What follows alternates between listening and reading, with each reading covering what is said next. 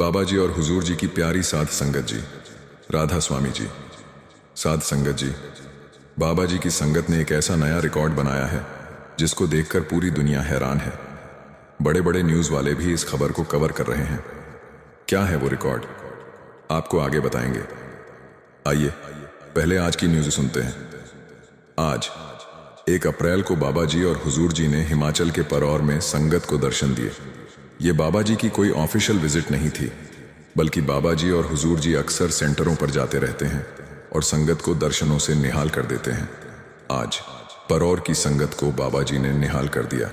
50,000 के आसपास संगत आज परौर में बाबा जी के दर्शन कर पाई थी और आज परौर से कुछ सवाल जवाब भी आए हैं जो आप अभी सुनने जा रहे हैं।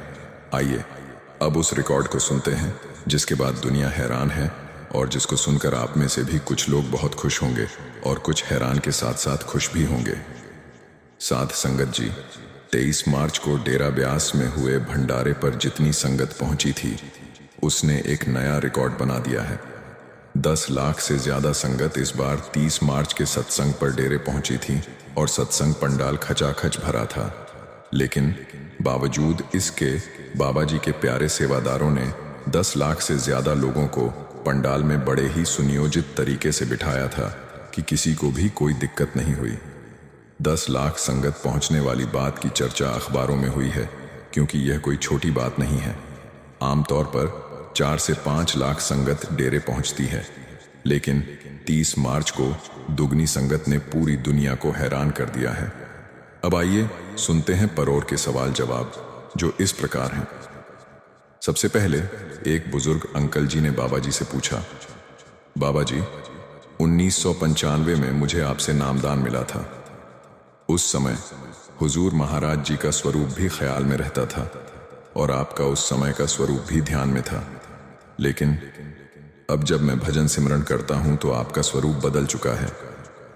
अब हुजूर महाराज जी का स्वरूप, आपका पहले वाला स्वरूप और मौजूदा स्वरूप तीनों ध्यान में आते हैं। मेरा मन समझ नहीं पाता कि किस पर ध्यान टिकाऊं। बाबा जी ने समझाया, बेटा ध्यान आना हमारे बस की बात नहीं है। हमारा काम है प्रोसेस को फॉलो करना। हम सिर्फ सिमरन कर सकते हैं। सिमरन के साथ जैसे जैसे एकाग्रता आएगी तो ध्यान अपने आप आने लगेगा। हमें यह नहीं सोचना कि मैं हुजूर का ध्यान करूं या किसी और का। हमारा काम है सिमरन करना और परखों में न पड़ना। इसलिए बस सिमरन पर जोर दो। जैसे जैसे एकाग्रता आएगी ध्यान अपने आप आएगा। फिर अगला सवाल एक भाई ने किया, बाबा जी मैं कौन हूं, मैं खुद की पहचान कैसे करूं? बाबा जी ने समझाया, बेटा यह सवाल तो इंसान आदिकाल से ढूंढता आ रहा है, लेकिन इसका जवाब हमें बाहर से कहीं नहीं मिलेगा बल्कि अपने भीतर ही मिलेगा। बाबा जी बोले, मैं सोचता हूं इसलिए मैं हूं, लेकिन यह सोच आती कहां से है? यह सोच आती है हमारे मन से। तो क्या हम मान लें कि हमारा अस्तित्व केवल मन तक ही सीमित है? नहीं, बिल्कुल भी नहीं। खुद को जानने और समझने के लिए हमें अपनी सूरत को जागृत अवस्था तक लेकर जाना होगा। जब सूरत का शब्द से मेल होता है तभी हम खुद को जान पाते हैं। बाबा जी ने आगे समझाया, इंसान की पहचान उसके अंदर ही छिपी है, लेकिन इंसान उसको बाहर से ढूंढने की कोशिश करता है। फिर एक बीबी ने पूछा, बाबा जी मैं सारी उम्र भजन सिमरन नहीं कर पाई। मेरे पति की डेथ हो गई थी और उस समय बच्चे छोटे थे, इसलिए मेरे ऊपर घर की बहुत जिम्मेदारियां आ गई थीं। आज बच्चे सेट हो गए हैं और अब मैं भजन सिमरन करना चाहती हूं। आप मेरा मार्गदर्शन कीजिए कि मैं क्या करूं। बाबा जी ने समझाया, बेटा यह हमारी एक प्लानिंग है और प्लानिंग मन से आती है। अक्सर इंसान सोचता है कि अभी बच्चे छोटे हैं, अभी दूसरी जिम्मेदारियां हैं, लेकिन अगर इस सोच और प्लानिंग के साथ चलेंगे तो कभी भी भजन सिमरन नहीं कर पाएंगे। हमें इन सभी जिम्मेदारियों को निभाते हुए भी भजन सिमरन करना है। एक बैलेंस बनाना है जिसमें भजन सिमरन के लिए भी समय निकाल सकें। अब पीछे जो समय चला गया उसे छोड़ दो और अपने आगे के समय को संभालो। फिर वही बीबी कहने लगी, बाबा जी बस एक ही विनती है कि भजन सिमरन में मेरा मन टिक जाए। बाबा जी ने मुस्कुराते हुए कहा, बेटा ये काम तो आपको ही करना पड़ेगा। मन आपका है, मेरा तो नहीं। तो मैं इसमें आपकी क्या मदद कर सकता हूं? गुरु का काम झूठी तसल्ली देना नहीं होता, इसीलिए आपको खुद मेहनत करनी पड़ेगी। फिर एक भाई ने बाबा जी से बड़ा ही अच्छा सवाल किया, बाबा जी, क्या यह बात गलत है कि अगर सेवादार सेवा के बदले आपसे यह मांगते हैं कि कल को जब हिसाब होगा तो आप उन्हें बख्श दोगे? बाबा जी ने मुस्कुराते हुए समझाया, बेटा, कर्मों का कानून बड़ा ही अटल है। अगर हम सोच लें कि कर्मों से बच जाएंगे तो ऐसा हो ही नहीं सकता। सेवा करके हम अपने मन को निर्मल करते हैं। मन झुकना सिखाता है, लेकिन यह सोच लेना कि बाहरी सेवा से कर्म खत्म होंगे तो यह हमारी भूल है। मन की निर्मलता के साथ हमें वह बोझ उठाना आसान हो जाता है, लेकिन बाहरी सेवा से कर्म खत्म हो जाएंगे, ऐसा नहीं होता। बाबा जी ने वाणी का उदाहरण दिया, शब्द कर्म की रेख, कटाई शब्द शब्द से जाए मिलाए। सिर्फ शब्द ही वह जरिया है जिसके सहारे कर्मों का हिसाब हो सकता है। फिर एक भाई बाबा जी से कहने लगा, सच्चे पातशाह, सिर्फ आप ही सच हो, बाकी सब झूठ है। आपसे मांगू भी तो क्या मांगू, बस एक चीज सच है और आप मुझे वादा कर दो कि आप वहां मुझे लेकर जाओगे। बाबा जी ने समझाया, मालिक ने जब हमें इंसान का जामा दिया था तो वह इंसान की काबिलियत को देखकर दिया था कि इंसान इस चीज को निभा पाएगा। फिर मालिक ने इंसान को नामदान के साथ जोड़कर पासपोर्ट भी दे दिया। अब सफर तो इंसान को खुद ही करना पड़ेगा ना। बाबा जी ने सलाह दी, आप मेहनत करो और बाकी सब मालिक पर छोड़ दो। फिर अगला सवाल एक भाई ने किया, बाबा जी, पूर्ण गुरु को पहचानने का क्या तरीका है? हमें कैसे पता चलेगा कि पूर्ण गुरु कौन है? बाबा जी ने समझाया, बेटा, सबसे पहले हमें यह समझना जरूरी है कि गुरु कौन होता है। हम किसे गुरु कहते हैं?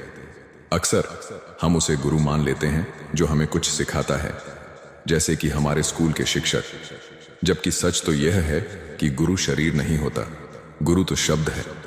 लेकिन क्योंकि हम अभी तक शब्द तक नहीं पहुंचे हैं, इसलिए जिससे भी हम शुरुआत करते हैं उसी को गुरु मान लेते हैं।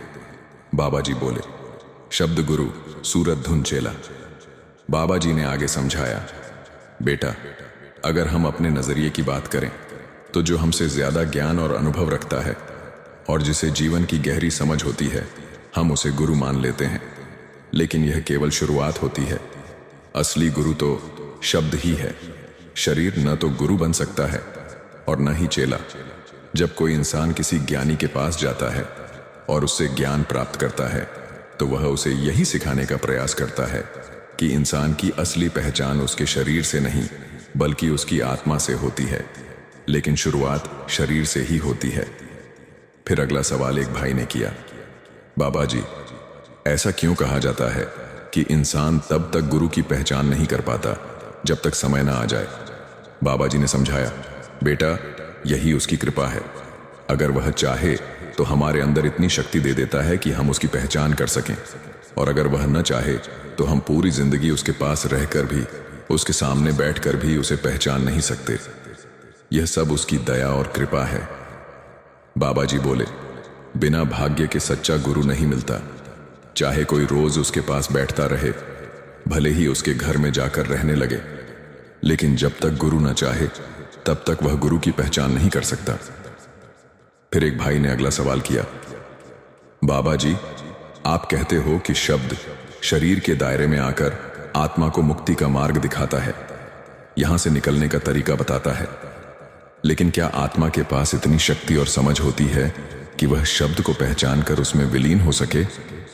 बाबा जी ने समझाया, बेटा, इसकी शुरुआत करने के लिए गुरु और शिष्य दोनों को शरीर के दायरे में आना पड़ता है, क्योंकि शरीर के जरिए ही हम उस तरीके को समझकर अपना सकते हैं। असल में शरीर तो सवा हो जाता है, लेकिन शरीर के दायरे में रहकर जब इंसान भजन बंदगी करता है तो उसकी आत्मा यानी उसकी सूरत रूहानियत के मार्ग पर आगे बढ़ने लगती है और मालिक में जाकर मिल जाती है। फिर एक बीबी बाबा जी से कहने लगी, बाबा जी, हमारी जिंदगी में जो दुख आते हैं वह हमारी किस्मत में लिखे होते हैं या हमारे कर्मों के कारण होते हैं? बाबा जी ने समझाया, बेटा, आज इंसान सबसे ज्यादा दुखी सिर्फ इसलिए है क्योंकि इंसान के अंदर बहुत सी इच्छाएं हैं। आज इंसान एक दूसरे को देखकर रेस करता है, मन में इच्छाएं पैदा कर लेता है और जब इच्छाएं पूरी नहीं होती तो इंसान दुखी हो जाता है। मालिक ने जो दिया है उसकी तो हम कदर नहीं करते और दूसरों की रीस करके खुद को दुखी कर लेते हैं। बाबा जी बोले, आज इंसान देखता है कि उसके पास यह चीज है, लेकिन मेरे पास नहीं है। अगर वह चीज मिल भी जाए तो हजम तो उतनी ही होगी जितनी किस्मत में लिखी होगी। बाबा जी ने इस बीबी को सलाह दी, बेटा, इसलिए हमें तो हमेशा खुश रहना चाहिए। मालिक ने हमें पहले ही इतना दिया है जिसके हम लायक भी नहीं थे। अगला सवाल एक भाई ने बाबा जी से किया, बाबा जी, पलटू साहिब ने कहा है, पढ़ा लिखा नहीं बूझे कुएं में गिर पड़ा। पलटू कहे, जो देखे ना पग धरी सो माया में जा फंसा।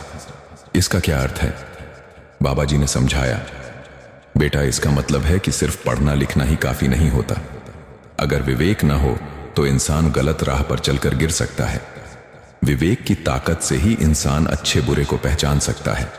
जब मन मोह माया में उलझ जाता है तब सही और गलत के अंतर को नहीं पहचान पाता। फिर एक लड़की ने बाबा जी से अगला सवाल किया, बाबा जी, कभी कभी जब मैं सेवा पर जाती हूं तो मेरे जानने वाले कुछ लोग मेरा मजाक उड़ाते हैं और जब मेरे अपने ही ऐसा करते हैं तो मुझे बहुत दुख होता है। बाबा जी ने समझाया, बेटा, हम सेवा दुनिया को दिखाने के लिए तो नहीं करते ना। सेवा का मतलब है देना। सेवा हम अपने खुद के लिए करते हैं और अगर कोई कुछ कहता है तो हमें उसकी परवाह नहीं करनी चाहिए। बाबा जी बोले, दुनिया तो कभी चुप नहीं बैठ सकती, चाहे अच्छा करो या बुरा, लोगों ने तो बोलना ही है। लेकिन अगर हम सही हैं तो फिर हमें डरने की जरूरत नहीं होनी चाहिए और न ही यह सोचने की जरूरत है कि हमारा मजाक उड़ाया जा रहा है। हमें मालिक को खुश करना है, मालिक के साथ रिश्ता जोड़ना है, दुनिया को खुश नहीं करना। साथ संगत जी, ये कुछ सवाल जवाब थे जो हमने आपके साथ साझा कर दिए। आइए अब एक बहुत ही प्यारी और छोटी सी साखी सुनते हैं। सरदार बहादुर जी महाराज अपने सतगुरु बड़े महाराज सावन सिंह जी के अत्यंत प्रिय सेवादार थे। कोई भी कार्य शुरू करने से पहले वे आंखें मूंद कर सिमरन करते, फिर अपने सतगुरु का धन्यवाद अदा करते और जो भी आदेश मिलता उसी अनुसार सेवा में लग जाते। एक रात करीब 10 बजे वे अपने कमरे में बैठे संतमत की एक पुस्तक पढ़ रहे थे। उनका कमरा दूसरी मंजिल पर था, जबकि बड़े महाराज जी तीसरी मंजिल पर विराजमान थे। तभी बीबी लाजो उनके पास आई और बताया कि बड़े महाराज जी ने उन्हें बुलाया है। इतना कहकर बीबी लाजो रसोई में अपने काम में लग गईं। सरदार बहादुर जी ने पल भर को आंखें बंद कर सिमरन किया, अपने सतगुरु का धन्यवाद किया और तुरंत ही उनके पास जाने के लिए निकल पड़े। जिसे तू निपटाने की कोशिश कर रहा है वह कोई साधारण इंसान नहीं है, वह हम सब से ऊपर है, वह एक असीम शक्ति है। तुझसे तो क्या, मैं भी उसके सामने खड़ा नहीं हो सकता। पर इस चेतावनी का उस पर कोई असर नहीं हुआ। उसने फिर वही सब करने की कोशिश की, लेकिन जैसे ही वह कुछ करता सदगुरु को पता चल जाता कि उनके शिष्य पर कोई बड़ा संकट आने वाला है। वे हर पल उसकी रक्षा कर रहे थे। गुरुमुख, हमें गुरु की अहमियत का सही अंदाजा नहीं होता। हमें यह तक नहीं पता होता कि हमारे साथ क्या क्या घट रहा है, लेकिन सदगुरु यह सब पहले से जानते हैं। वे हमारे पास आने वाली मुसीबत को पहले ही रोक देते हैं। वे उन संकटों को खत्म कर देते हैं ताकि उनके शिष्य को कोई नुकसान न पहुंचे। गुरुमुख, यही होती है गुरु की सच्ची अहमियत। इसी कारण कहा गया है कि गुरु का होना जीवन में बहुत जरूरी है। बिना गुरु के हम केवल एक निर्जीव शरीर के समान हैं। गुरु हमारे लिए असीम कृपा बरसाते हैं, लेकिन वे हमसे केवल एक ही चीज मांगते हैं, मालिक की भजन भक्ति, और यह भी केवल हमारे ही भले के लिए होता है। इसमें उनका कोई स्वार्थ नहीं होता। जब वे हमें नाम की बख्शीश देते हैं तो हमारी संभाल उनकी जिम्मेदारी बन जाती है। लेकिन हम इंसान कितनी आसानी से कह देते हैं, यह क्यों नहीं हुआ, ऐसा क्यों हो गया। हमें यह तक नहीं पता होता कि सद्गुरु कैसे कैसे हमारी रक्षा कर रहे हैं। न जाने कितनी ऐसी मुसीबतें हमारी ओर बढ़ रही होती हैं जिन्हें वे पहले ही खत्म कर देते हैं, हमें उनके प्रभाव तक में नहीं आने देते। यही उस फौजी लड़के के साथ हुआ। तांत्रिक ने एक और आखिरी प्रयास किया। इस बार उसने ऐसा घातक वार किया कि लड़के की मृत्यु निश्चित थी। जब उस महात्मा को इस बात का आभास हुआ कि तांत्रिक अब अपनी सारी हदें पार कर चुका है, तो उन्होंने अपनी आंखें बंद की। वे उस लड़के से कोसों दूर बैठे थे, लेकिन फिर भी उन्हें सब खबर थी क्या हो रहा है, कौन क्या कर रहा है। जैसे ही उन्होंने मालिक के आगे अरदास की, उस तांत्रिक की जुबान बंद हो गई। यह देखकर तांत्रिक को समझ आ गया कि वह किससे टकराने की कोशिश कर रहा था। उसे यह भी याद आया कि उसे पहले ही समझाया गया था, लेकिन वह नहीं माना। अब जो बोया था वही काट रहा था। गुरुमुख ऐसे होते हैं पूर्ण संत सद्गुरु। वे हर घड़ी अपने शिष्यों की संभाल करते हैं। वे हमें बार बार समझाते हैं, लेकिन उनका हर शब्द एक मकसद से होता है। जब वे कहते हैं भाई मालिक की भजन भक्ति करो, तो वे यूं ही नहीं कहते। वे हमें बार बार चेतावनी देते हैं, बार बार याद दिलाते हैं। जब वे हमें नाम की बख्शीश देते हैं, तो हमारी जिम्मेदारी भी अपने ऊपर ले लेते हैं। जिस पर उनकी कृपा होती है, उसके आसपास कोई भी नकारात्मक शक्ति नहीं भटक सकती। लेकिन फिर भी हम कई बार उलटे सीधे सवाल करने लगते हैं। जब हम उनसे ऐसी बातें पूछते हैं, तो वे अक्सर चुप रह जाते हैं। वे इसीलिए नकार देते हैं क्योंकि पूरा गुरु एक बहुत ऊंची अवस्था का मालिक होता है। उसे इन सब चीजों से कोई लेना देना नहीं होता। यह सब नीचे की बातें हैं, और गुरु वह तो मालिक का सच्चा रूप होता है। इसलिए वे इन विषयों पर ज्यादा चर्चा नहीं करते। वे नहीं चाहते कि उनके बच्चे इन उलझनों में फंसें। वे तो चाहते हैं कि हम भी उन्हीं की तरह शुद्ध, निर्मल और ऊंचे दर्जे के इंसान बने। सच्चा गुरु अपने शिष्य को भी अपने जैसा बनाना चाहता है। इसीलिए वह नहीं चाहता कि उसका शिष्य इन फालतू की चीजों में उलझा रहे। गुरुमुख हमारा इन सब से कोई लेना देना नहीं। हमारा असली कर्तव्य, हमारा सच्चा धर्म तो सिर्फ सचखंड है। हमें मालिक की भजन भक्ति करके अपने सच्चे धाम पहुंचना है, न कि ऐसी बातों में उलझकर अपना समय बर्बाद करना। इसीलिए सद्गुरु इन फालतू चीजों पर ध्यान नहीं देते, न ही हमें देने की सलाह देते हैं। तो गुरुमुख इस साखी से हमें यही शिक्षा मिलती है कि जिन्हें एक पूर्ण संत सद्गुरु से नाम मिला है, उन्हें किसी भी बात की चिंता करने की जरूरत नहीं। कोई भी नकारात्मक शक्ति उन पर असर नहीं कर सकती, क्योंकि उनकी रक्षा खुद कुल मालिक करते हैं और उनसे ऊपर कोई भी नहीं। जिन्हें पूर्ण सद्गुरु से नाम की बख्शीश मिल चुकी है, उनके पास तो क्या, उनके आसपास भी ऐसी शक्तियां भटक नहीं सकती। देखो, इसीलिए बाबा जी हमेशा कहते हैं, भाई नाम की कमाई कर लिया करो। जो भी मिलेगा वह तुम्हारी करनी का ही फल होगा। तुम्हारे आसपास क्या हो रहा है, कौन क्या कर रहा है, यह सब सिर्फ गुरु जानते हैं। जब हम निरंतर नाम का जाप करते हैं, तो हमारे मन में कई तरह के विचार आते हैं। उन्हें आने दो, जो होना है होने दो। परिस्थितियां चाहे कितनी भी कठिन क्यों ना हो जाए, लेकिन भजन भक्ति का समय जरूर निकालो। सुबह बैठो, शाम बैठो, दोपहर बैठो, कोई बहाना नहीं चलेगा। जब भी समय मिले बैठो। एक सेवादार की सेवा और बाबा जी की कृपा। साध संगत जी, आपको बाबा जी संगत को तारने के लिए, उनके दर्शन देने के लिए क्या क्या नहीं करते। एक आदमी था जो ब्यास स्टेशन पर सेवा करता था। जो भी कूड़ा कचरा पड़ा रहता, वह उसे एक बोरी में उठा लेता। स्टेशन पर आने वाली संगत उसे पागल समझती थी। जो घोड़े लीद कर देते, वह उसे भी बोरी में डाल लेता। संगत जो खाना खाकर बचा देती, या जो लोग रोटियां वगैरह फेंक देते, वह सब भी बोरी में जमा करता। उसने नाम तो ले रखा था, लेकिन वह कभी डेरे में नहीं जाता था। वह हमेशा स्टेशन पर ही रहता था और वहीं बैठकर भजन सिमरन करता था। लोग उसे पागल कहते, मजाक उड़ाते, अरे इसको और कोई काम नहीं, बस घोड़े की लीद उठाता रहता है। पहले तो स्टेशन पर बहुत सेवा होती थी, घोड़े भी बहुत थे, लेकिन अब सिर्फ एक दो ही बचे थे। घोड़े कहीं भी लीद कर देते और वह उसे उठाकर साफ कर देता। वह सेवा में लगा रहता था। साध संगत जी, एक दिन बाबा जी ब्यास डेरे के अस्पताल जा रहे थे। जब वे स्टेशन पहुंचे, तो उनके दर्शनों के लिए संगत ने लाइन लगा ली। जब इस भाई को पता चला कि बाबा जी आ रहे हैं, तो वह सफाई करने में जुट गया। वह घोड़े की लीद उठा रहा था, सिर झुका हुआ था। उसी समय बाबा जी वहां से गुजरे। बाबा जी ने कार का शीशा खोला और बोले, भाई कभी आराम भी कर लिया कर। उसे पता ही नहीं था कि यह बाबा जी हैं। सिर नीचे किए हुए ही बोला, कभी तुम भी तो आराम से नहीं बैठते। जैसे ही उसने सिर उठाया, बाबा जी ने उस पर अपनी दृष्टि डाली, फिर कार का शीशा बंद किया और अस्पताल में मरीज को देखने चले गए। थोड़ी देर बाद जब बाबा जी वापस आए तो उनकी नजरें उसे ढूंढ रही थीं। सारी संगत दर्शनों के लिए बैठी थी, लेकिन वह भाई वहां नहीं दिखा। उस दिन के बाद वह कभी स्टेशन पर दिखाई नहीं दिया। उसे पता था कि लोग उससे पूछेंगे, बाबा जी ने तुझसे क्या कहा, तूने बाबा जी को क्या जवाब दिया? पर वह इन सब से परे था। वह तो अंदर से सद्गुरु से जुड़ा हुआ था। उसकी आत्मा मालिक से लगी हुई थी। बाहर से लोग उसे पागल समझते थे, लेकिन असल में वह तो निरंतर सेवा में लीन था। सद्गुरु के दर्शन ने उसके सारे पाप धो दिए। वह इतना मग्न हो गया सिमरन में कि अब दिन रात उसी में डूबा रहता था। और बाबा जी, वह बार बार बाबा जी का शुक्र करता रहता था। वह खुद डेरे में बाबा जी के दर्शन के लिए नहीं जाता था, इसलिए बाबा जी उसे दर्शन देने स्टेशन पर आ गए। उनके दर्शन पाकर उस सेवादार की जिंदगी ही बदल गई।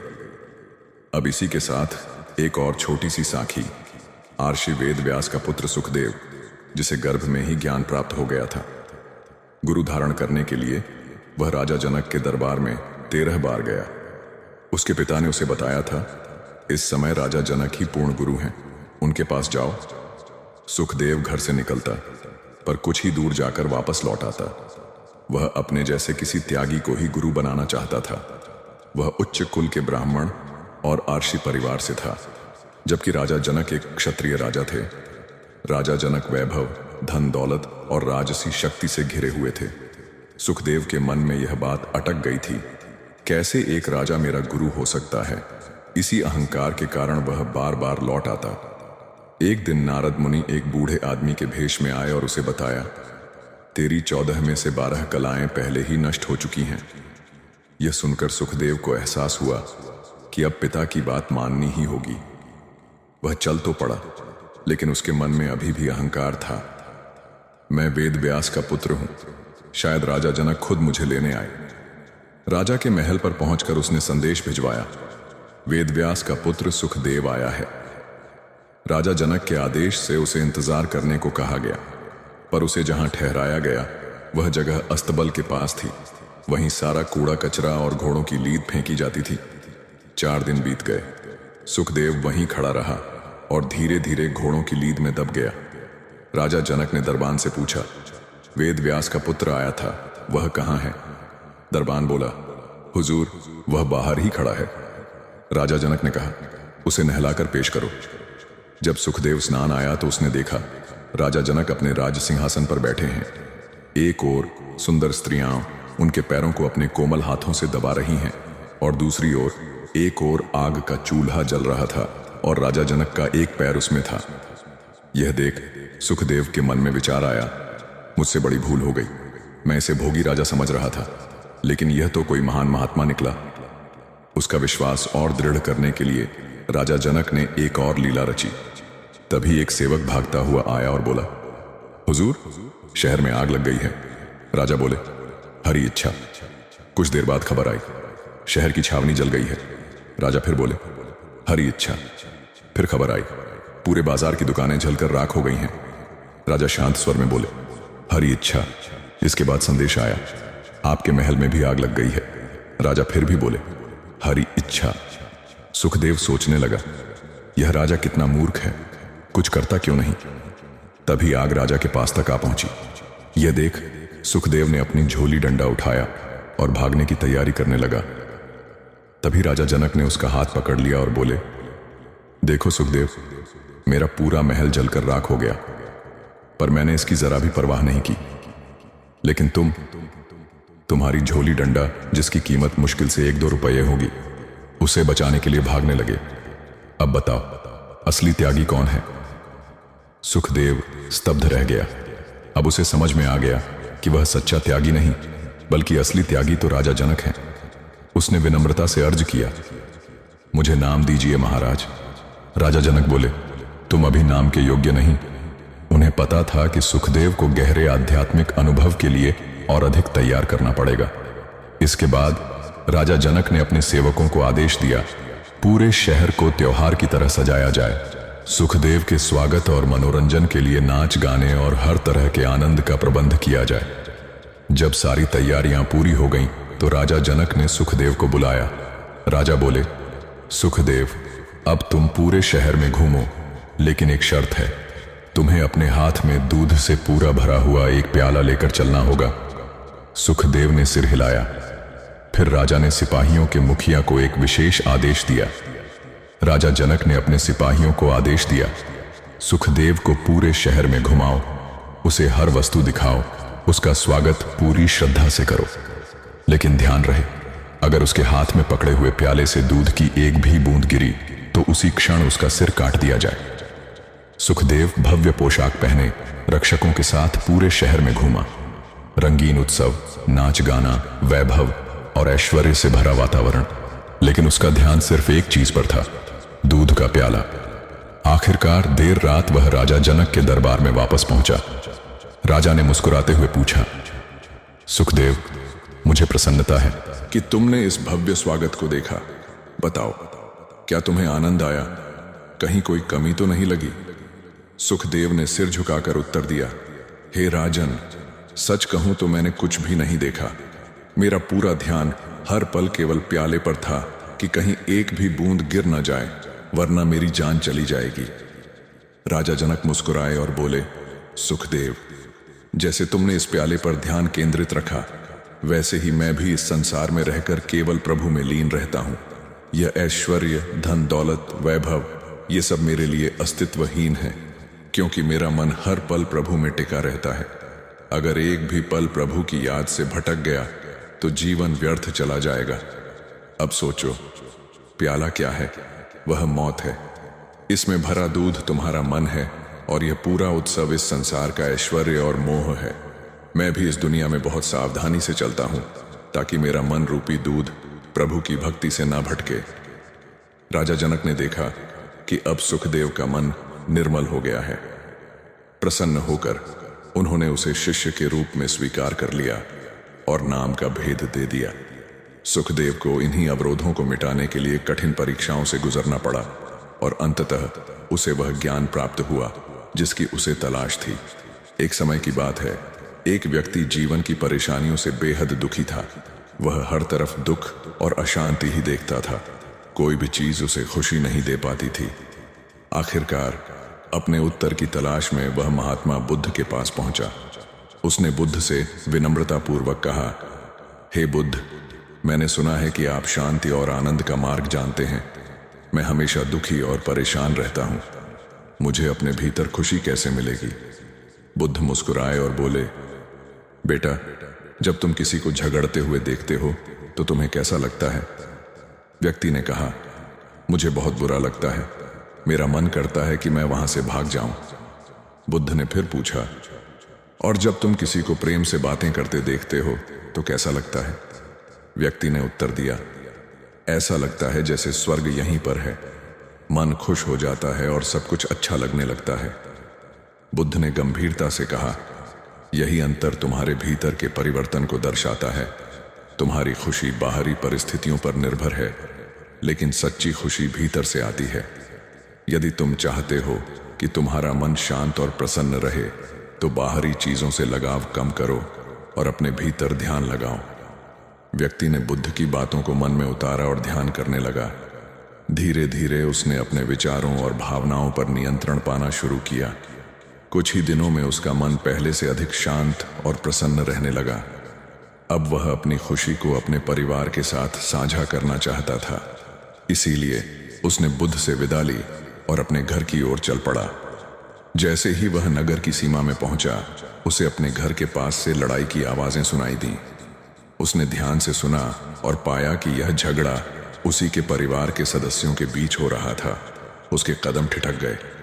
पहले की तरह उसका मन बेचैन होने लगा, लेकिन फिर उसने गहरी सांस ली और खुद से कहा, अब मैं बदल चुका हूं।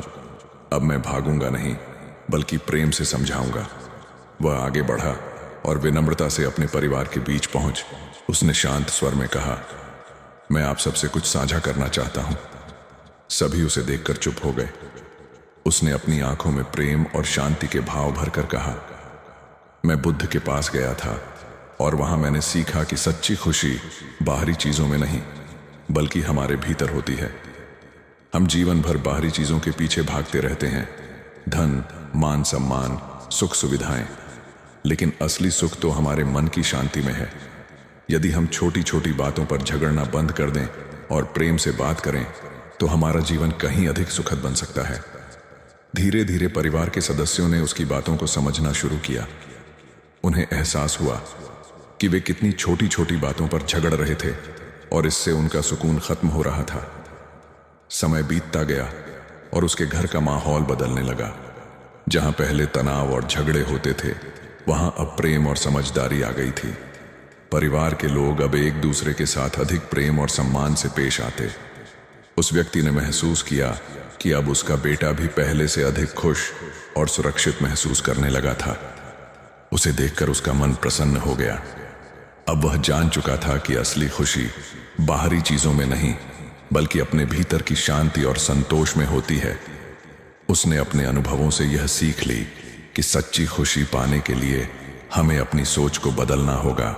गुरु प्यारी साध संगत जी, सभी को प्यार भरी राधा स्वामी जी। साध संगत जी, आज की साखी में जानेंगे कि किस तरह एक पूर्ण गुरु अपनी संगत की संभाल करते हैं। कोई भी गलत शक्ति उन्हें हाथ नहीं लगा सकती और ना ही उनका कुछ बिगाड़ सकती है। बस आपसे मेरी एक ही विनती है कि वीडियो में अंत तक बने रहें। साध संगत जी, जब हमें एक पूर्ण गुरु की शरण मिल जाती है और हम उनसे नाम लेकर सदगुरु के हुक्म में रहकर भजन सिमरन करते हैं, जी शब्द की कमाई करते हैं और अपनी मनमर्जी की भक्ति को छोड़ देते हैं, तो हमारी भक्ति कितनी मुकम्मल हो जाती है। आज हमें इस घटना को सुनकर इसका एहसास होगा। साध संगत जी, मध्य प्रदेश के मालवा अंचल का एक गांव है। उस गांव में एक सत्संगी परिवार था जो बाबा जी से जुड़ा हुआ था। उनका अपने सदगुरु पर अटूट विश्वास था और वे हमेशा सदगुरु के भाने में रहना पसंद करते थे। लेकिन वे कहते हैं ना, कोई दुख, तकलीफ या ऐसा हादसा हो जाता है जिसके बारे में हमने सपने में भी नहीं सोचा होता। ऐसे समय में हमें अपने आसपास एक अदृश्य शक्ति का एहसास होता है जो बुरे समय में भी हमारी संभाल कर रही होती है। तब हमें यह एहसास होता है कि यह हमारे बाबा जी के अलावा और कोई नहीं हो सकता। साध संगत जी, यह घटना 90 के दशक की है। उस समय महाराज सावन सिंह जी गुरु गद्दी पर थे। संगत जी उन्हें बड़े प्यार से बड़े महाराज जी कहा करती थी। यह दौर तब का था जब गांवों में यातायात के साधन कम ही होते थे। शादियों का सीजन था और इस सत्संगी परिवार को थोड़ी दूर के पुराने रिश्तेदारों से न्योता मिला था। वे 25 किलोमीटर दूर बस गए थे।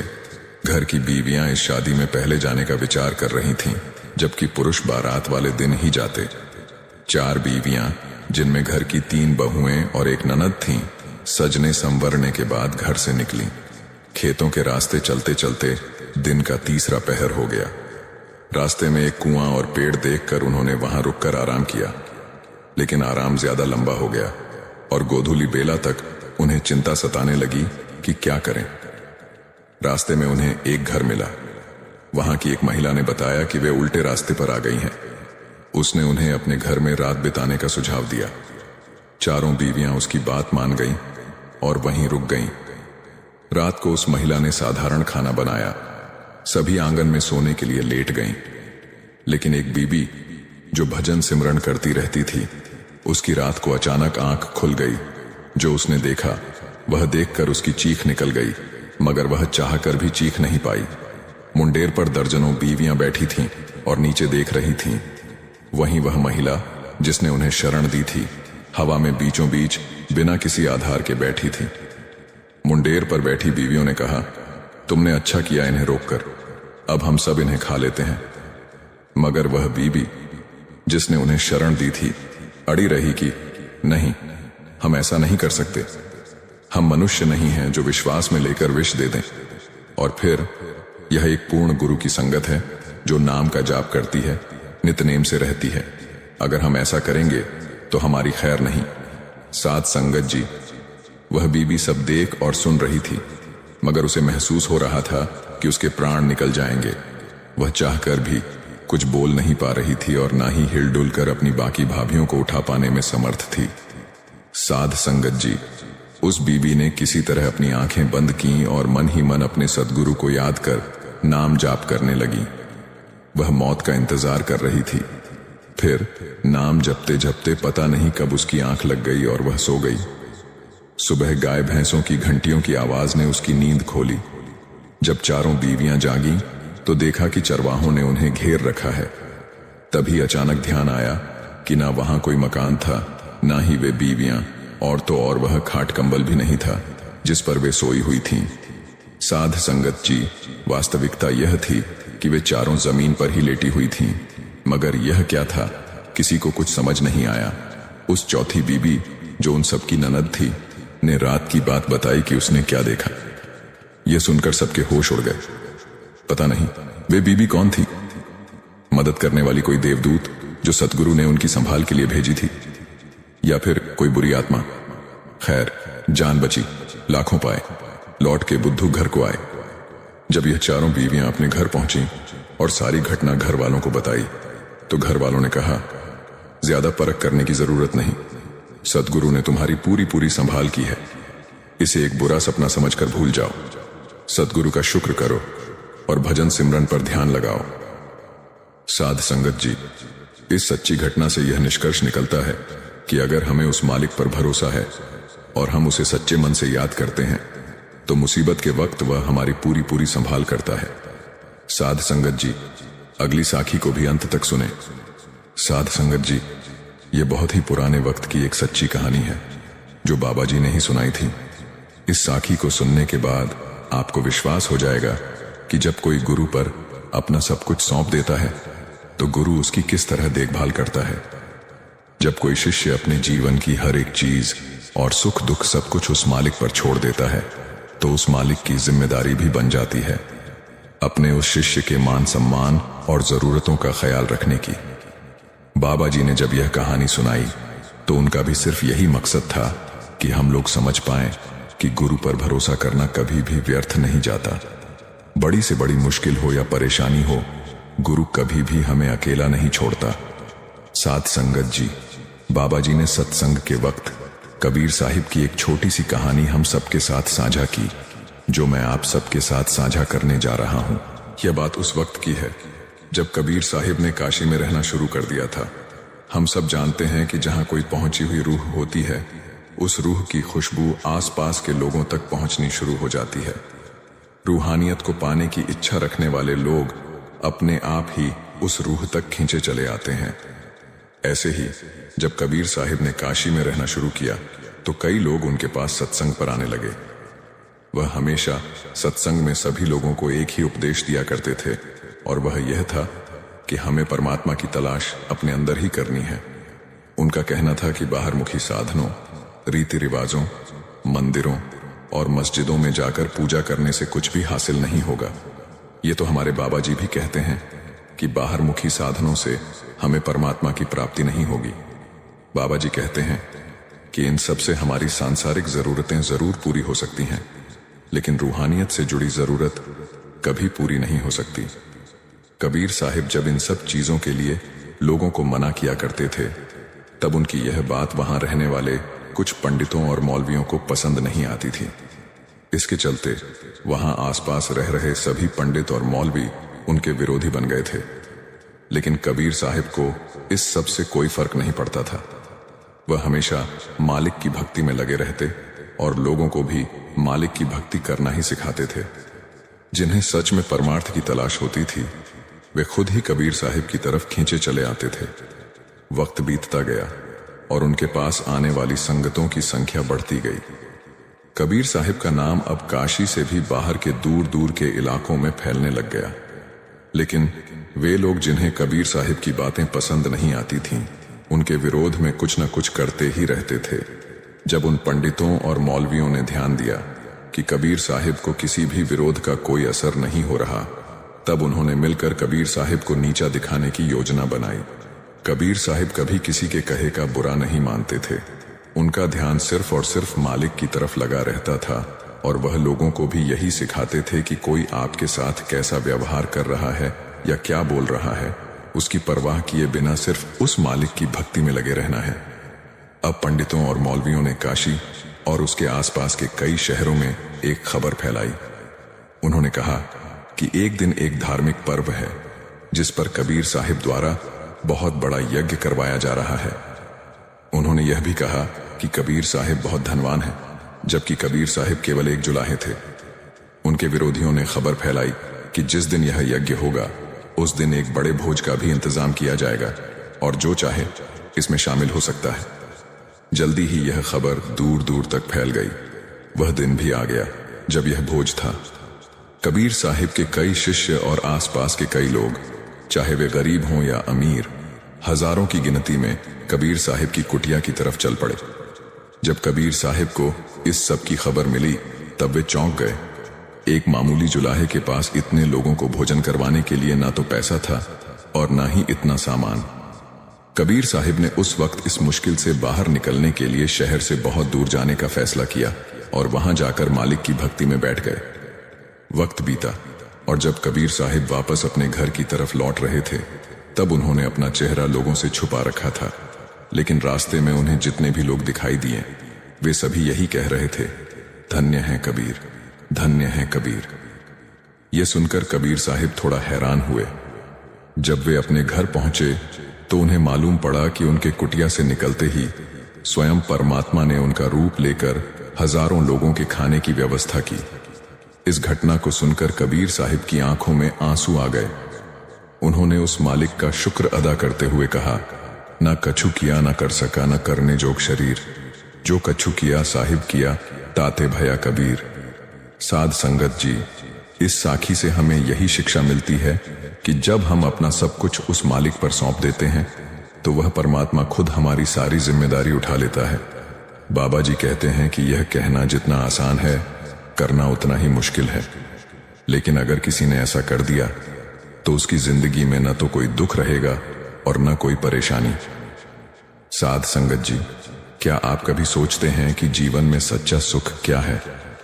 क्या आप कभी सोचते हैं कि मृत्यु से कैसे निडर होकर जीना चाहिए? संगत जी, हर इंसान को बचपन के दिन प्रिय क्यों होते हैं? क्योंकि उस समय उसे कोई भी चिंता ही नहीं रहती। वह आजाद होता है, उसके मन में कोई लालसा नहीं होती, जिस काम में भी लग जाता है उसी में मग्न हो जाता है। लेकिन जैसे जैसे इंसान की आयु बढ़ने लगती है वैसे वैसे उसकी इच्छाएं, उसकी कामनाएं दिन ब दिन बढ़ती जाती हैं और इसीलिए अक्सर इंसान भविष्य की तैयारी में लगा रहता है या फिर अतीत के बारे में सोचता रहता है और वह वर्तमान में जीना भूल जाता है। और वहीं अगर हम किसी छोटे बच्चे को देखें तो उसके लिए कोई भविष्य या कोई अतीत नहीं होता, उसके लिए बस वर्तमान होता है और इसीलिए वह वर्तमान में पूरा आनंदित होकर रहता है। हम अपना पूरा जीवन कामयाब होने में अपने बेटों, अपनी पत्नी और अपने भविष्य की योजनाओं में ही बिता देते हैं और हम हमेशा यही सोचते रहे कि पहले मैं अपने जीवन को व्यवस्थित कर लेता हूं और उसके बाद सत्य की खोज करूंगा, उसके बाद ध्यान करूंगा। लेकिन हम यह भूल जाते हैं कि कल कभी नहीं आता, भविष्य की योजनाएं कभी पूरी नहीं होती। जब एक योजना पूरी होती है तो हमारा मन दूसरी योजनाएं बना लेता है और इस प्रकार जीवन का चक्र चलता रहता है। दोस्तों, एक बार की बात है, एक नौजवान युवक एक संत महात्मा के पास आता है और उनसे कहता है कि हे संत महात्मा, क्या आप मेरे एक सवाल का जवाब देंगे? महात्मा ने मुस्कुराते हुए कहा कि पूछो, क्या पूछना है? इसके बाद उस युवक ने कहा कि हे गुरुदेव, मेरी उम्र अभी बहुत ज्यादा नहीं है, लेकिन मैं बहुत परेशान रहता हूं, बहुत दुखी रहता हूं। मैं आपसे यह जानना चाहता हूं कि मेरे जीवन में अभी से इतनी दुख है तो मेरी जिंदगी तो अभी बहुत बाकी है। क्या मेरे जीवन में दुख बढ़ते ही रहेंगे कि इन दुखों से छुटकारा पाने का कोई रास्ता नहीं है? यह सुनकर महात्मा कहते हैं कि कहां है तुम्हारे दुख, मुझे तो दिखाई नहीं दे रहे।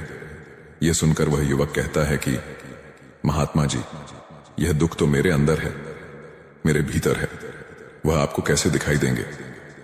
यह सुनकर महात्मा उस युवक से पूछते हैं कि क्या तुम्हें अपने दुख दिखाई देते हैं? वह युवक कहता है कि हां गुरुदेव, मैं अपने दुखों को भली भांति देख कर रहा हूं। तब महात्मा ने पूछा कि दुखों का मूल क्या है? महात्मा और उस युवक में चर्चा चल ही रही होती है कि तभी एक शिष्य दौड़कर वहां पर आता है। वह शिष्य उन महात्मा के कान में कुछ कहता है। इसके बाद वह महात्मा उस युवक से कहते हैं कि चलो, आज मैं तुम्हें जीवन का सत्य दिखाने के लिए एक जगह पर लेकर चलता हूं। वहां पर तुम्हें कुछ भी नहीं बोलना है, चुपचाप सारी बातें सुनते रहना है। इसके बाद तुम्हें अपने सारे प्रश्नों के उत्तर खुद ही मिल जाएंगे। यह कहकर वह युवक महात्मा के पीछे पीछे चलने लगता है। कुछ दूर चलने के बाद महात्मा एक घर में प्रवेश करते हैं। घर में प्रवेश करने के बाद वह युवक और वह महात्मा देखते हैं कि वहां पर बहुत सारे लोग खड़े हैं और बीच में चारपाई पर एक वृद्ध आदमी लेटा हुआ है।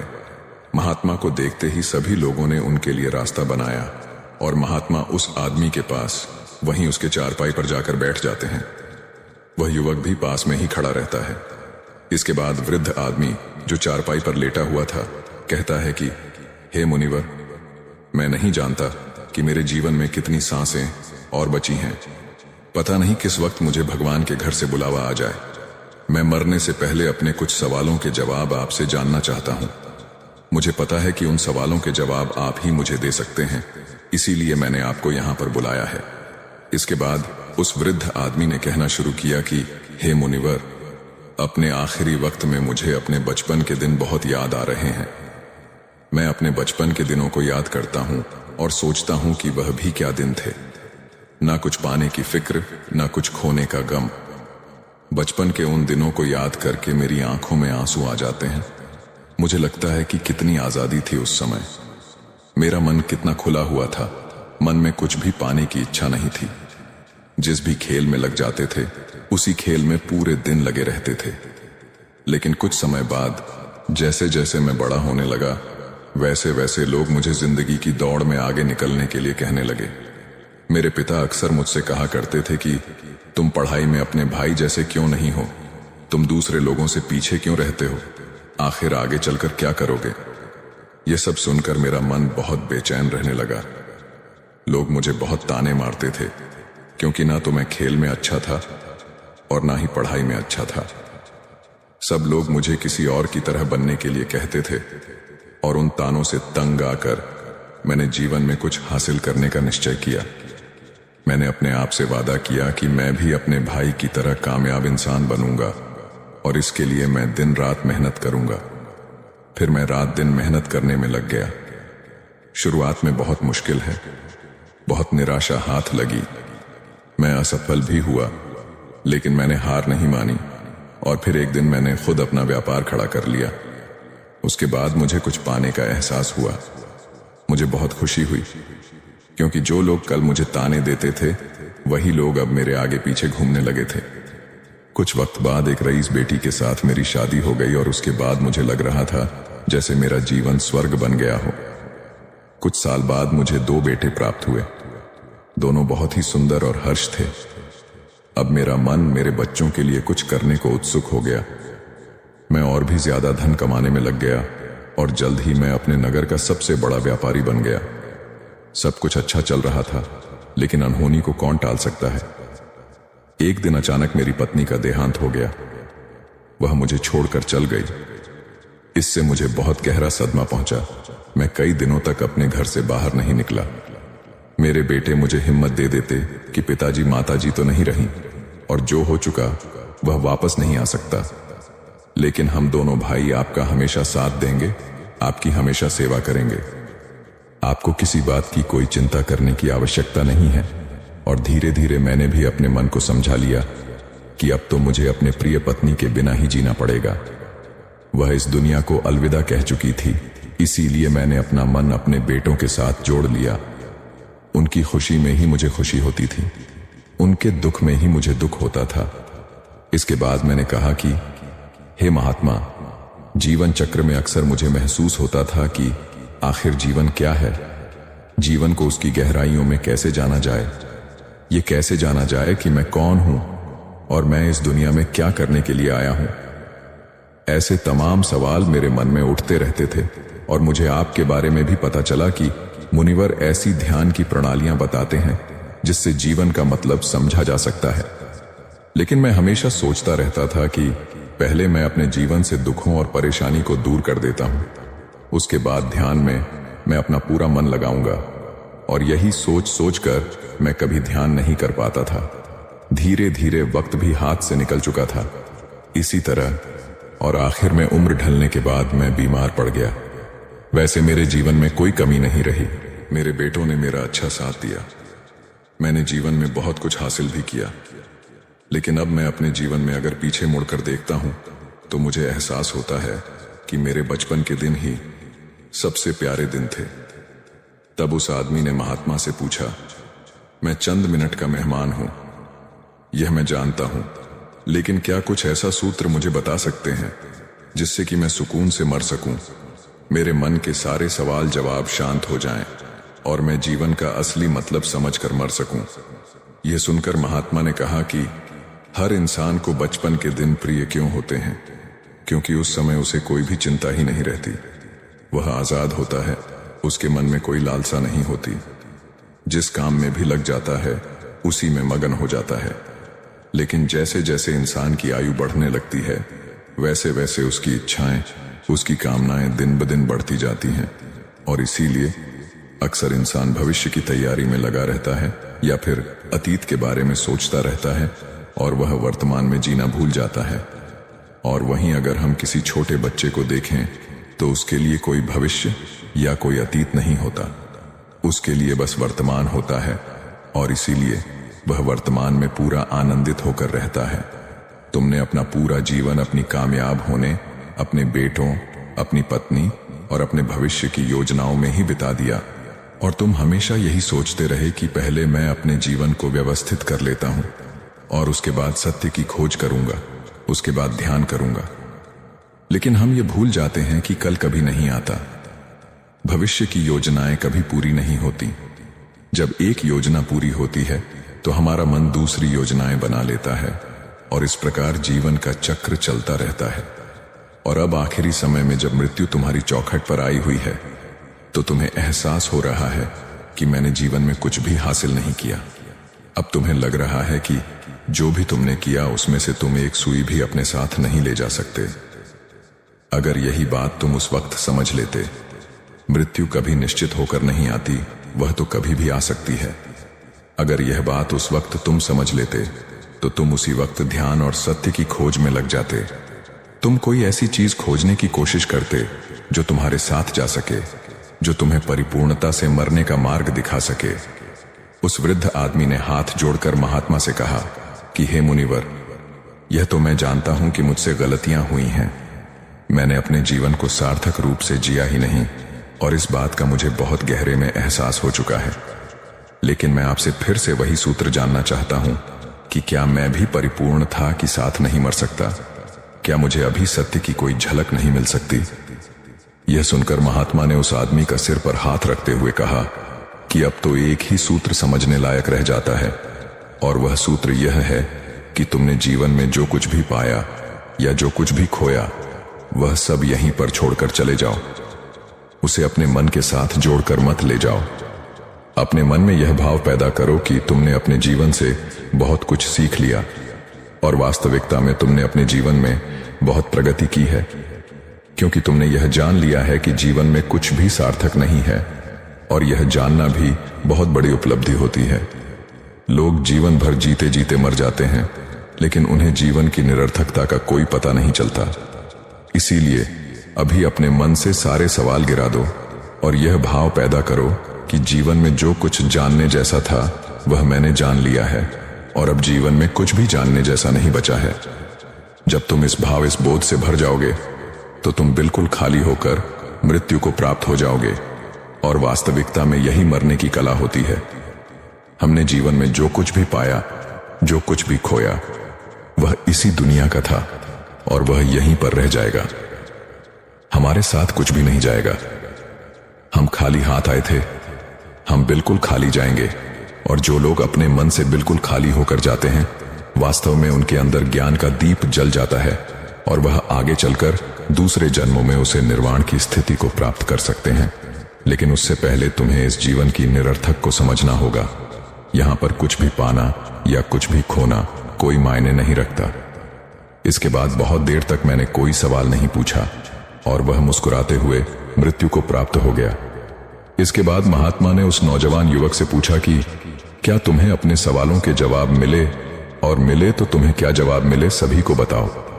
उस युवक ने कहा कि हे महात्मा, मुझे अपने सवालों के जवाब मिल गए हैं। वृद्ध आदमी के जीवन चक्र से मैं समझ गया हूं कि जीवन में कुछ भी पाने जैसा नहीं होता। सुख हो या दुख हो, सब कुछ यहीं पीछे रह जाता है, और अगर हम इसी चक्कर में फंसे रह जाएंगे तो हम सत्य को कभी नहीं जान पाएंगे। इसीलिए जीवन में सुख और दुख तो चलते ही रहेंगे, इसके साथ साथ चलते हुए ही हमें सत्य की खोज करनी पड़ेगी। लेकिन गुरुदेव, मेरे मन में अब भी एक सवाल बाकी है, जिसका जवाब जानना सबके लिए बहुत ज्यादा जरूरी है।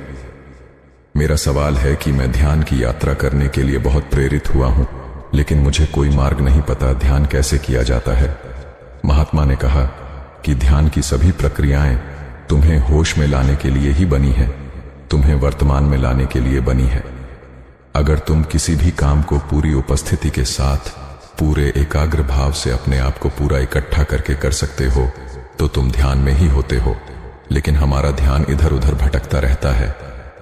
अपना काम करते करते वर्तमान में रहने के लिए मैं तुम्हें एक छोटी सी विधि बताता हूं, जिसके जरिए तुम अपना काम भी कर सकते हो और ध्यान को भी समझ सकते हो। जब भी तुम चलते फिरते हो, उठते बैठते हो, सिर्फ अपने सांसों पर ध्यान लगाना शुरू करो। सांस किस नाक से आ रही है, किस नाक से जा रही है, ना कि कौन से कोने से टकरा रही है। सिर्फ तुम उसके साक्षी भर हो जाओ, सिर्फ उसको देखते रहो। तुम कुछ भी काम कर रहे हो, चल रहे हो, फिर खाना खा रहे हो, सिर्फ अपने सांस पर ध्यान लगाओ। और ये करते वक्त तुम्हें महसूस होगा कि तुम्हारा दिमाग, तुम्हारे विचार तुम्हें इधर उधर ले जाते हैं। लेकिन थोड़ी देर बाद तुम्हें फिर से होश आएगा कि तुम्हें अपनी सांसों पर ध्यान लगाना है, और तुम्हारा ध्यान फिर से सांस पर अपने आप आ जाएगा। और धीरे धीरे जब तुम अपने विचारों को देखने लगोगे तो तुम पाओगे कि विचार विलीन होने लगे हैं। तुम्हारे अंदर बस एक खाली मैदान बचा हुआ है। सारे सवाल जवाब विलीन हो चुके हैं। इसके बाद महात्मा ने कहा कि सांसें जो होती हैं वह वर्तमान में चलती है, ना ही वह भविष्य में चलती है, ना ही अतीत में चलती है। वह वर्तमान होता है, वही वर्तमान स्थिति होती है। और जब तुम अपनी सांसों से जुड़ जाते हो तो तुम वर्तमान में ध्यान लगाना सीख जाते हो, क्योंकि सांसें जिन पर तुम ध्यान लगा रहे हो वो वर्तमान में चल रही होती हैं। इसके बाद धीरे धीरे हर कदम पर तुम्हें ध्यान का खुद ही एहसास होने लगेगा। फिर तुम जो भी काम करोगे उसमें तुम्हारा पूरा मन लगा होगा। तो शुरुआत वहीं से करो जहां पर तुम हो। यहीं से, अभी से अपनी सांसों को पकड़ना शुरू कर दो। साध संगत जी, इस धरती पर सभी को यही लगता है कि मेरे जीवन में जो दुख है ऐसा किसी और के जीवन में नहीं है। आज की यह कहानी आपको बताएंगे कि इस दुनिया के सबसे सुखी व्यक्ति आप ही हैं। सही कहा है किसी ने, जिसके जीवन में संतोष नहीं वह जिंदगी में कभी भी खुश नहीं रह सकता। उसको बेचैनी रहती है, उसको कितना भी दे दो उसका मन कभी भी खुश नहीं हो सकता। साध संगत जी, यह कहानी राजा प्रभाकर वर्धन और उनकी पत्नी रानी अवंतिका की है। राजा प्रभाकर वर्धन बहुत नेक और धर्म का पालन करने वाले राजा थे। वहीं रानी अवंतिका एक अत्यंत रूपवती और पतिव्रता नारी थी। उनकी जिंदगी बहुत अच्छे से चल रही थी। फिर एक दिन समय ने करवट ली और उन्हें अपनी जिंदगी के बहुत भयानक दौर से गुजरना पड़ा। स्वर्गलोक में एक बार शनि देवता और लक्ष्मी जी की कहासुनी हो गई। शनिदेव के अनुसार वे लक्ष्मी जी से बड़े थे और लक्ष्मी जी के अनुसार वह शनिदेव से बड़ी थी। इस बात को लेकर उन दोनों में काफी देर तक बहस होती रही और वे दोनों कोई फैसला नहीं कर पाए। आखिर उन्होंने सोचा कि हम पृथ्वी लोक में सबसे ईमानदार व्यक्ति से यह फैसला कराया जाए। उन दोनों ने सोचा कि पृथ्वी लोक में प्रयागराज के राजा प्रभाकर वर्धन के पास जाया जाए। जब शनि देवता और लक्ष्मी जी प्रभाकर वर्धन के पास पहुंचे और अपनी बहस का निर्णय मांगा तो उनको उत्तर देने को कोई उपाय नहीं सूझा। अंत में उन्होंने दोनों से 15 दिन की मोहलत मांगी। यह सुनकर शनि देवता और लक्ष्मी जी चले गए और कह गए कि वह अपने झगड़े का फैसला सुनने 15 दिन बाद जरूर आएंगे। उनके जाने के बाद प्रभाकर वर्धन का सोना जागना हराम हो गया, क्योंकि वह जानते थे कि वह अगर एक को बड़ा बताएंगे तो दूसरा अवश्य ही गुस्सा होगा और उन पर भारी संकट आ जाएगा। उसको चिंता में देख उनकी पत्नी अवंतिका ने चिंता का कारण पूछा।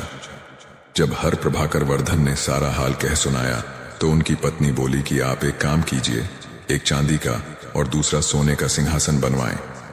सोने का सिंहासन आपकी गद्दी के दाहिने ओर तथा चांदी का सिंहासन बाईं ओर रहेगा।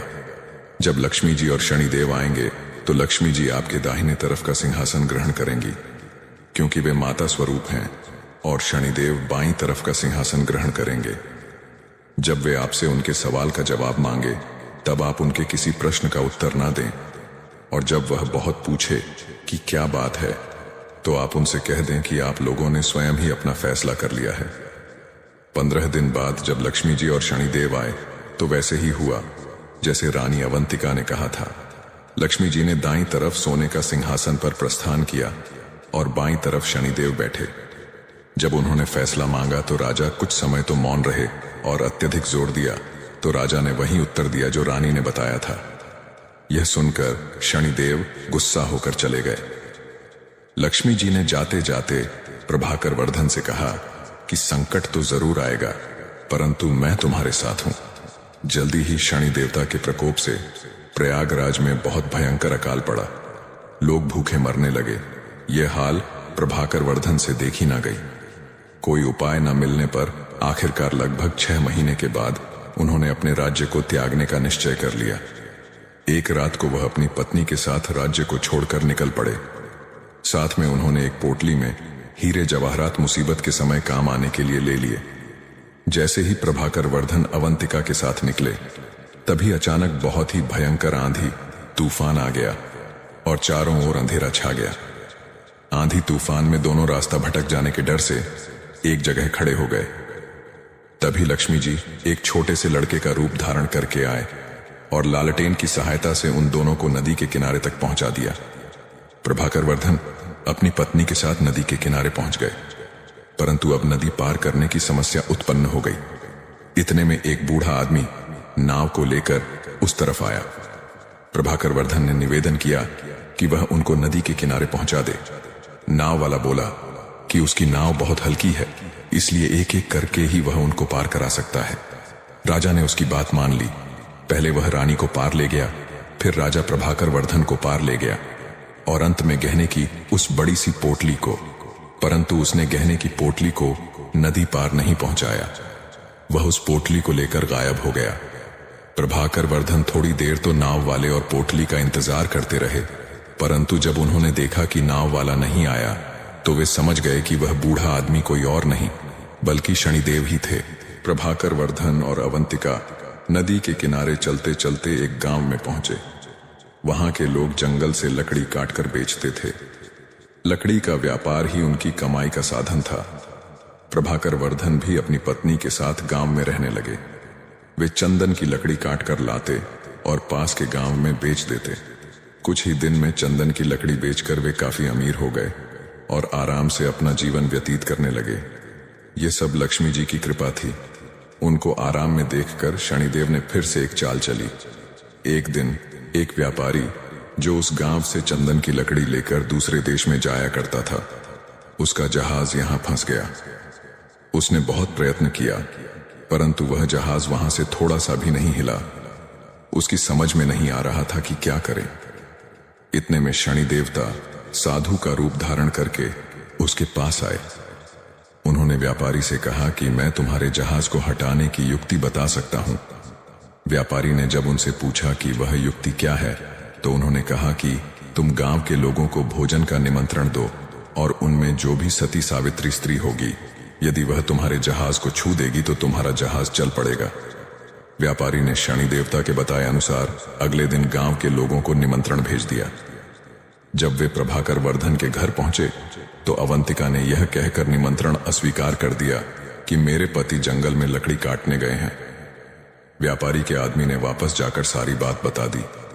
व्यापारी समझ गया कि यही औरत पतिव्रता है और यही उसके जहाज को निकाल सकती है। वह शाम को फिर उसके घर गया। उस समय प्रभाकर वर्धन घर पर ही थे। उसने निमंत्रण स्वीकार कर लिया। जब व्यापारी ने प्रभाकर वर्धन और अवंतिका से कहा कि वह जहाज को छू दे जिससे वह निकल सके, प्रभाकर वर्धन ने कहा कि ठीक है, वह समय पर आ जाएंगे। प्रभाकर वर्धन और उसकी पत्नी जहाज के पास गए और अवंतिका ने अपने पति के कहने पर जहाज को छू दिया और जहाज हिलने लगा। यह देखकर व्यापारी के मन में पाप जागा कि क्यों ना मैं इसको अपने साथ ले चलूं। यदि जहाज फिर से फंस गया तो वह छूकर उसे हटा सकती है। यह सोचते ही उसने अवंतिका को अपने साथ जहाज में खींच लिया और जहाज चल पड़ा। प्रभाकर वर्धन चिल्लाया, परंतु उस समय तक जहाज काफी दूर चला गया था। अवंतिका अत्यंत रूपवती थी। उसको देखकर व्यापारी के मन में पाप जागृत हुआ। उसने अवंतिका के सम्मुख उसे अपनी पत्नी बनाने की इच्छा जाहिर की, पर रानी ने उसे साफ मना कर दिया। पर रानी के रूप पर मोहित हुआ व्यापारी अब हर समय उसके पीछे पड़ा रहता। रानी अवंतिका ने व्यापारी की छेड़छाड़ से तंग आकर सूर्यदेव से प्रार्थना की कि उसको अपने सतीत्व की रक्षा करने के लिए कोई दे दे। उसकी प्रार्थना सूर्य भगवान ने सुन ली और उसका शरीर कोढ़ से विकृत हो गया। इधर राजा प्रभाकर वर्धन भी रोते बिलखते नदी के किनारे से चल पड़े। वह इसी आशा में थे कि यदि जहाज उस तरफ से गुजरा तो वह अपनी पत्नी को छुड़ा लेंगे। आखिर उसको जहाज का कहीं पता नहीं चला तो वह नदी के किनारे एक आश्रम था, तो वह उस आश्रम में साधुओं के साथ रहने लगा। वह वहां पर साधुओं की सेवा करता, गायों को चराता और गायों के गोबर से उपले बनाता। वह उपले लक्ष्मी जी की कृपा से सोने के हो जाते। इस प्रकार कुछ ही दिनों में उसके पास ढेर सारी सोने की ईंटें हो गईं। एक दिन वही व्यापारी जो प्रभाकर वर्धन की पत्नी को ले गया था, उसका जहाज वहां पर आया। प्रभाकर वर्धन ने व्यापारी को पहचान लिया, परंतु व्यापारी ने उसको नहीं पहचाना। उसने प्रभाकर वर्धन को ईंट दिखाकर कहा कि यदि व्यापारी उसको साथ ले चलेगा तो वह सोने की ईंट उसे दे देगा। व्यापारी ने सोने की ईंटों के लालच में अपने जहाज में बैठा लिया। जब जहाज चल पड़ा तो कुछ ही दूर जाने पर व्यापारी ने प्रभाकर वर्धन को पहचान लिया था। फिर व्यापारी ने प्रभाकर वर्धन को नदी में धक्का दे दिया। प्रभाकर वर्धन की चीख पुकार अवंतिका को सुनाई दे गई। उसने एक काठ का टुकड़ा समुद्र में फेंक दिया। उस काठ के टुकड़े के सहारे प्रभाकर वर्धन एक किनारे पर पहुंचा, जहां आते जाते जहाज से कामगारों ने उसे देख लिया और उसकी मदद की। अनजान व्यक्ति को वहां कामगारों ने उससे पूछा कि वह कौन है और कहां से आया है। तो प्रभाकर वर्धन ने कहा कि वह एक अत्यंत दुखी आदमी है। वहां के लोग उसको राजा के पास ले गए। राजा ने परिचय मांगा तो प्रभाकर वर्धन ने बताया कि वह एक दुखियारा व्यक्ति है जो ऐसे दर दर भटकता है। उसने राजा के सामने दया याचना करी कि कोई छोटा मोटा काम देने की मांग की। राजा भी एक दयालु व्यक्ति था। उसने उसे वहां के बगीचे का मालिक बना दिया। उस राज्य के राजा के यहाँ संतान के रूप में इकलौती पुत्री थी, जिसके लिए नित्य फूलों का सुंदर गजरा बनाकर मालिन लेकर जाती थी। एक दिन राजकुमारी ने मालिन से पूछा कि आजकल गजरे कौन बनाता है? वे अत्यंत सुंदर होते हैं। मालिन ने राजकुमारी को बताया कि एक नया नौकर है जो गजरे बना आता है। राजकुमारी ने उसे देखने की इच्छा प्रकट की। जब उसने राजा प्रभाकर वर्धन को देखा तो वह उस पर मोहित हो गई और प्रभाकर वर्धन से विवाह करने की हट पकड़ ली। राजा ने बहुत मना किया, परंतु जब राजकुमारी नहीं मानी तो उन्होंने लाचार होकर दोनों का विवाह कर दिया और जंगल में एक मकान रहने को दे दिया। कुछ दिन बीत गए तो प्रभाकर वर्धन ने राजकुमारी से कहा कि ऐसे बेकार बैठे रहकर मेरा मन नहीं लगता। तुम अपने पिता से कहो कि मेरे को जहाज की चुंगी का ठेका दे दें। राजकुमारी ने अपने पिता से यह प्रस्ताव रखा तो राजा ने प्रस्ताव स्वीकार कर लिया। प्रभाकर वर्धन अब आने वाले जहाजों से चुंगी लेता। ऐसे ही 4 वर्ष बीत गए। शनिदेव का प्रभाव अब खत्म होने को आया था। एक दिन व्यापारी का जहाज वहीं आया। प्रभाकर वर्धन ने उस जहाज को रोक लिया और उसे वहां से जाने नहीं दिया। व्यापारी क्रोधित हो गया और राजा के पास शिकायत लेकर गया और विनती की, महाराज, जो भी आपका कर है वह मैं हमेशा अदा करता हूं। फिर भी मेरे जहाज को क्यों रोका गया? राजा ने जब प्रभाकर वर्धन से पूछा कि वह व्यापारी के जहाज को क्यों नहीं जाने देता, तो प्रभाकर वर्धन ने बताया कि महाराज, इस व्यापारी के पास मेरी सोने की ईंट है जो इसने मुझसे चुराई है। जब प्रभाकर वर्धन ने व्यापारी से अपनी सोने की ईंटों की चोरी की बात राजा के सामने रखी, तब राजा ने प्रभाकर वर्धन से पूछा, क्या तुम्हारे पास इस चोरी का कोई प्रमाण है? प्रभाकर वर्धन ने सिर झुकाकर कहा, महाराज, मेरे पास कोई प्रमाण नहीं है। प्रभाकर वर्धन का झुका सिर देखकर व्यापारी अपनी बात को और अधिक पुख्ता करने के लिए राजा से कहता है, महाराज, यह झूठ बोल रहा है। मैं शपथ लेता हूं कि सोने की ईंट मेरी है। राजा सोच में पड़ जाता है। तभी एक तेज गर्जना के साथ शनिदेव वहां प्रकट होते हैं और गुस्से में व्यापारी की तरफ देखते हैं। उन्होंने कहा, सत्य और धर्म के साथ खिलवाड़ करने का, कर्ज चुकता करने का अब तुम्हारा समय आ गया है। शनिदेव व्यापारी के पास जाकर उसकी आंखों में देखते हैं। अचानक व्यापारी जमीन पर गिरकर कांपने लगता है। वह पसीने से तरबतर होकर चिल्लाता है, मुझे माफ कर दो, मैंने झूठ बोला था, यह सोने की ईंट मेरी नहीं है।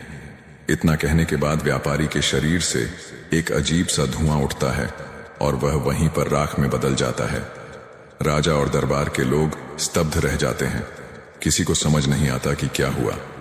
तभी शनिदेव प्रभाकर वर्धन के पास जाकर उनको प्रणाम करते हुए कहते हैं, राजा प्रभाकर वर्धन, तुम्हारे सत्य और धैर्य ने मुझे पराजित कर ही दिया। तभी एक बार फिर से तेज प्रकाश होता है और तेज प्रकाश के साथ लक्ष्मी जी प्रकट होती हैं। मां लक्ष्मी जी प्रभाकर वर्धन को आशीर्वाद देते हुए कहती हैं, तुम्हारे त्याग, धैर्य और धर्म का पालन करने के कारण मैं तुम्हें अखंड समृद्धि का आशीर्वाद देती हूं। तुम्हारा राज्य फिर से समृद्ध होगा। आशीर्वाद देकर लक्ष्मी जी और शनिदेव दोनों अंतर्ध्यान हो जाते हैं। राजा के आश्चर्य की कोई सीमा नहीं थी। वह हर्षवर्धन के पास आकर कहते हैं, आप कोई साधारण पुरुष नहीं हो सकते। तब प्रभाकर वर्धन उसे पूरा किस्सा बताते हैं। राजा सहित पूरा दरबार प्रभाकर वर्धन की धर्मपरायणता का गुणगान कर रहा था। राजा ने प्रभाकर वर्धन की पत्नी रानी अवंतिका को आदर पूर्वक जहाज से पालकी में बुलाया। रानी अवंतिका ने पुनः सूर्य भगवान से प्रार्थना करके अपना पूर्व रूप मांग लिया।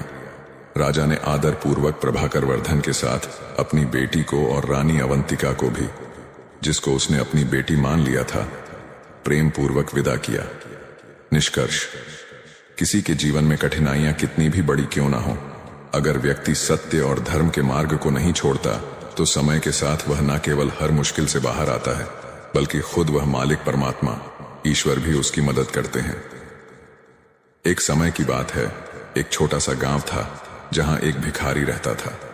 उस भिखारी का नाम भुवन था।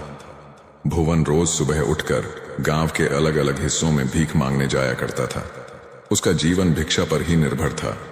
गांव के लोग भी उसे पहचानते थे और कुछ न कुछ उसे दे दिया करते थे। भुवन की एक खासियत थी, वह अपने साथ हमेशा एक छोटी सी झोली लेकर चलता था जिसमें वह कुछ अनाज के दाने रखता था। ऐसा वह इसलिए करता था क्योंकि इतने वर्षों में उसने एक बात समझी थी, अगर कोई उसकी झोली में कुछ ना देखे तो उसे भीख देने में हिचक जाते थे। अगर उसकी झोली में कुछ पहले से ही दिखे तो लोग उसे और भीख दे देते थे। यह उसकी भीख मांगने की चालाकी थी।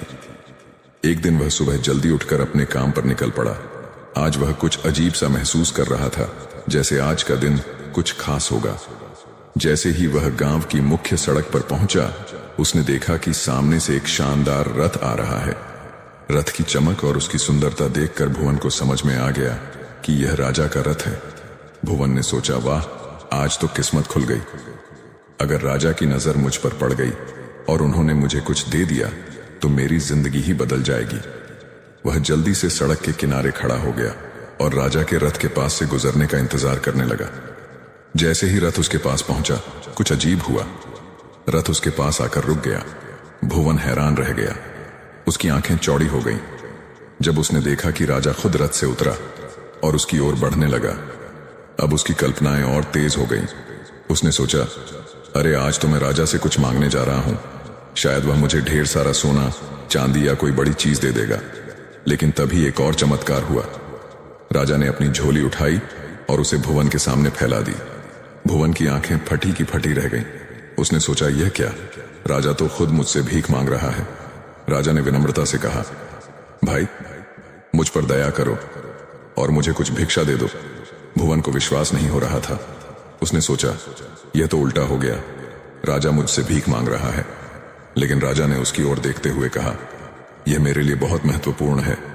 हमारे राज्य पर एक संकट आ रहा है और राज ज्योतिष ने कहा है कि अगर मैं इस संकट से बचना चाहता हूं तो मुझे पहले व्यक्ति से भीख मांगनी होगी जिसे मैं आज सुबह देखूं, और तुम वह व्यक्ति हो। कृपया मुझे कुछ दान दो। अब भुवन असमंजस में था। वह सोचने लगा, क्या मैं राजा को कुछ दे दूं? लेकिन मैं खुद तो एक भिखारी हूं, मेरे पास तो खुद ही कुछ खास नहीं है। अगर मैंने राजा को कुछ दे दिया तो मेरे पास बचेगा क्या? काफी सोच विचार के बाद उसने अपनी झोली से एक छोटा सा अनाज का दाना निकाला और राजा की झोली में डाल दिया। राजा ने मुस्कुराते हुए सिर झुकाया और अपनी झोली बंद कर ली। फिर वह वापस अपने रथ की ओर चला गया।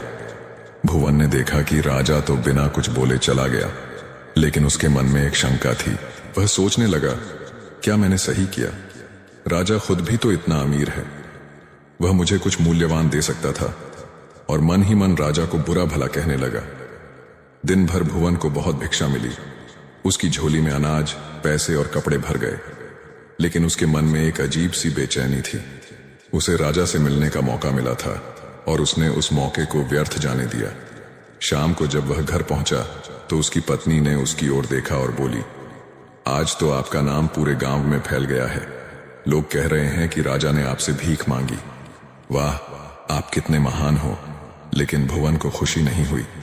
वह गुस्से से बोला, तुम्हें क्या पता राजा ने मुझसे भीख मांगी थी?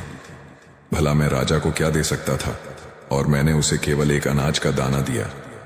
शाम को जब वह घर पहुंचा तो उसकी पत्नी ने उसकी ओर देखा और बोली, आज तो आपका नाम पूरे गांव में फैल गया है। लोग कह रहे हैं कि राजा ने आपसे भीख मांगी। वाह, आप कितने महान हो। लेकिन भुवन को खुशी नहीं हुई। वह गुस्से से बोला, तुम्हें क्या पता राजा ने मुझसे भीख मांगी थी? भला मैं राजा को क्या दे सकता था? और मैंने उसे केवल एक अनाज का दाना दिया। अगर मैंने उसे ज्यादा दिया होता तो शायद मेरा और नाम होता। उसने अपनी झोली गुस्से में उठाई और उसे जमीन पर फेंक दिया।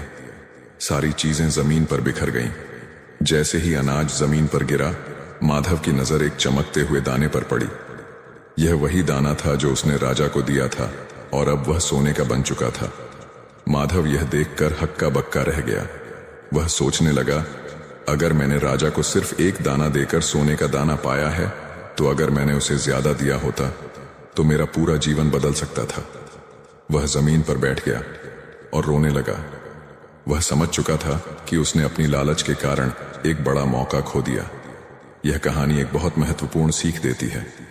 हमें अवसरों को पहचान कर बिना स्वार्थ के दान देना चाहिए। भुवन की गलती यह थी कि उसने लालच और डर के कारण अपने पास मौजूद चीजों को बांटने से निसंकोच किया। अगर वह दिल खोलकर राजा को दान देता तो उसे बहुत बड़ा लाभ मिल सकता था। इस कहानी से यह संदेश मिलता है कि जब भी हमें कुछ देने का मौका मिले तो हमें निस्वार्थ भाव से देना चाहिए। यही दान हमें जीवन में असली सफलता और खुशी दिलाता है। राधा स्वामी जी।